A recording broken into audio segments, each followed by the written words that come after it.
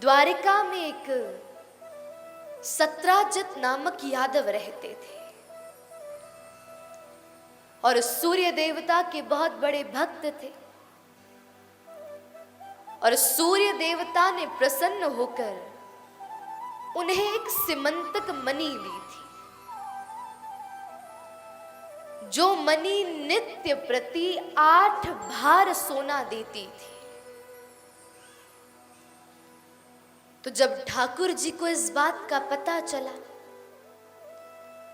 तो भगवान ने विचार किया कि एक अकेला व्यक्ति इतने सारे धन का प्रयुक्त कर क्या करेगा। क्यों ना इस सामग्री से, इस धन से इन द्वारिका वासियों का ही कल्याण किया जाए। ऐसा विचार कर ठाकुर जी मणि की याचना करने के लिए सत्राजित के पास गए। भगवान ने अपना भाव पक्ष रखा, लेकिन सत्राजित ने मना कर दिया कि सूर्य ने मुझे प्रदान करी, इस मणि का प्रयोग तो केवल और केवल मैं कर सकता हूं। भगवान ने तर्क वितर्क भी नहीं किया और वहां से चले गए। अब सत्राजित का ये स्वभाव था कि वो नित्य प्रति अटारी पर खड़ा होकर अपनी मणि का सबको दर्शन करवाता था। एक दिन क्या हुआ कि सत्राजित का भाई प्रसेन उस मणि को कंठ में धारण कर द्वारिका भ्रमण करने के लिए निकल गया। ये संसार की रीत है। यदि कोई व्यक्ति जीवन में कोई सदकृत्य करता है, सर्वप्रथम लोगों को दिखाएगा, न्यूज़पेपर में छपाएगा, फेसबुक पे डाल देगा, प्रचार प्रसार कर देगा कि मैंने अपने जीवन में यह अनुष्ठान किया है। और वैसा ही सत्राजित का भाई था प्रसेन। जाकर सबको मणि दिखाने लगा, घोड़े पर सवार है और चलते चलते कुछ आगे वन में प्रविष्ट हो गया। जैसे ही गया तो दूर ही एक शेर ने उस प्रसेन के गले में मणि को देखा। उस सिंह ने आकर झटपट झपटा प्रसेन को, उसे मार दिया और उसकी मणि को छीनकर ले गया। आगे जाकर जब शेर जा रहा था तो एक भालू ने उस मणि को देखा और उस भालू ने जाकर उस मणि का हरण कर लिया और उस शेर को मार दिया। एक दिन व्यतीत हुआ, 2 दिन व्यतीत हुआ, करते करते प्रसेन लौटा नहीं। अब तो सत्राजित ने भगवान पर कलंक लगा दिया कि ये द्वारिकाधीश मुझसे मणि की याचना करने आए थे, लेकिन मैंने इन्हें मणि नहीं दी और इसीलिए इन्होंने मेरे भाई प्रसेन को मार दिया है और उस मणि को चुरा लिया है। एक कान 2 कान खबर फैलती गई। अब तो पूरी द्वारिका में चर्चा होने लगी। अरे ये तो द्वारिकाधीश तो बचपन से चोरी करते थे और मणि चुराई, इसमें कोई आश्चर्य की बात नहीं। अब भगवान के कान में जब ये सूचना पड़ी तो ठाकुर जी ने विचार किया कि अरे यही द्वारिका वासी है जिनके लिए सुरक्षा के लिए, अरे प्रत्येक व्यवस्था के लिए मैंने इतना यत्न किया, इतना प्रयास किया, लेकिन आज यही द्वारिका वासी है जो मुझे इस प्रकार से अपमानित कर रहे हैं, मेरा अपयश फैला रहे हैं। ऐसा विचार कर आज ठाकुर जी उस मणि को ढूंढने के लिए वन में गए। जैसे ही वन में पहुंचे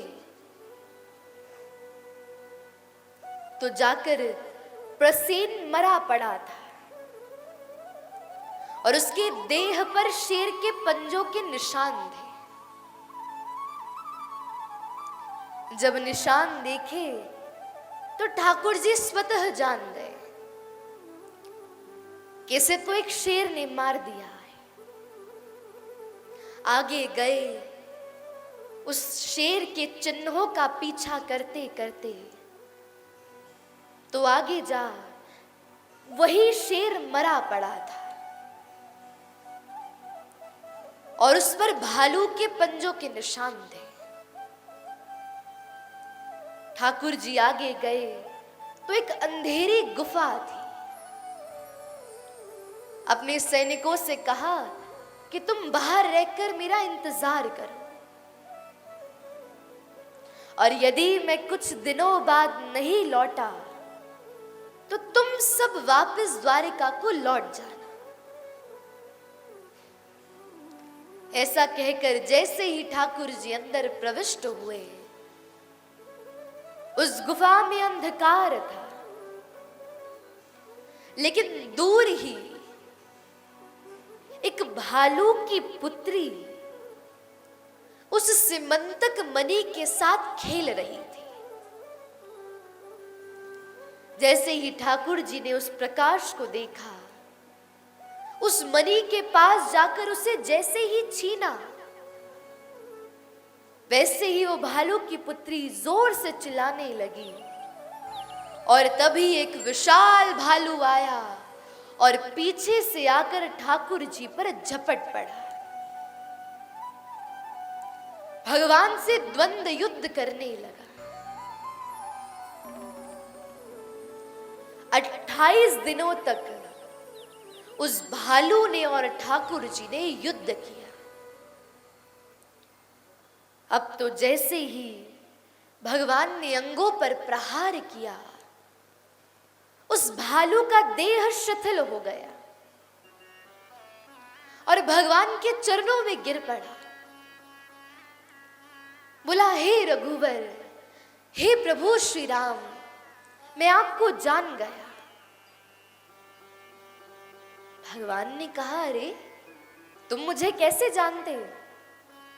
बोले, प्रभु, रामावतार की जो आपकी सेना थी, मैं उसका सेनापति जामवंत हूं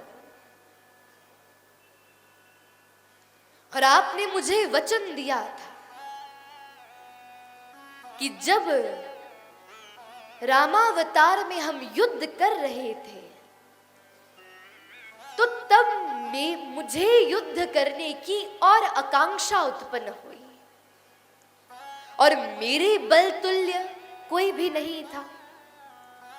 तब मैंने आपसे कहा कि प्रभु आप मेरे साथ युद्ध करिए